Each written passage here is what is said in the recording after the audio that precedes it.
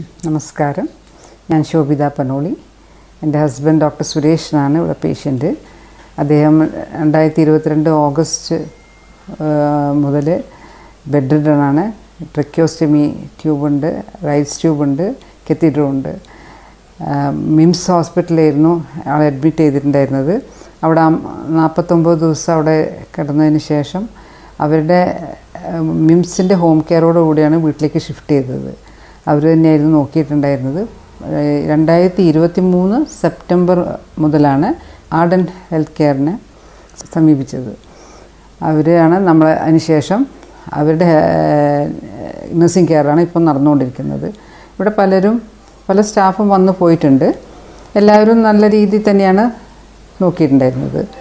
പക്ഷേ ഇപ്പോൾ ഉള്ളത് ആഷിത്താണ്. ആഷിത്ത് വളരെ ഭംഗിയായിട്ട് തന്നെയാണ് അയാളുടെ കാര്യങ്ങളൊക്കെ നിർവഹിക്കുന്നത്. പേഷ്യൻറ്റിന് നടക്കാനോ സംസാരിക്കാനോ ഒന്നും പറ്റില്ല. പക്ഷേ അതെല്ലാം അറിഞ്ഞുകൊണ്ട് തന്നെ അയാൾക്ക് വേണ്ട രീതിയിൽ ഇയാൾ ചെയ്തു കൊടുക്കുന്നുണ്ട്. എസ്പെഷ്യലി ട്രക്കിയോസ്റ്റമി കെയർ, അതാണ് ശരിക്കും ശ്രദ്ധിക്കേണ്ട കാര്യം. അത് വളരെ ബുദ്ധിമുട്ടില്ലാതെ, പേഷ്യൻറ്റിന് ഒരു ബുദ്ധിമുട്ടുമില്ലാതെ ചെയ്യുന്നുണ്ട്. ഞാനിവിടെ കാലിക്കറ്റിലാണ് ഞാനിവിടെ താമസിക്കുന്നത്. നിങ്ങളുടെ കാലിക്കറ്റ് ബ്രാഞ്ചാണിൻ്റെ കീഴിലാണല്ലോ ഇവിടെ ഈ കെയർ വരുന്നത്. അവിടുത്തെ സ്റ്റാഫെല്ലാം പറയുകയാണെങ്കിൽ വളരെ നല്ലതാണ്. എല്ലാവരും ഈ സൂപ്പർവൈസറി ഓഫീഷ്യൽസും മാനേജറും അല്ലാതെ പല സ്റ്റാഫും ഇവിടെ വരുന്നുണ്ട്. അവരുടെ റുട്ടീൻ വർക്കെല്ലാം ശരിക്കും ചെയ്യുന്നുണ്ട്. ഇവിടെ 2 പ്രാവശ്യമെല്ലാം വരുന്നുണ്ട്.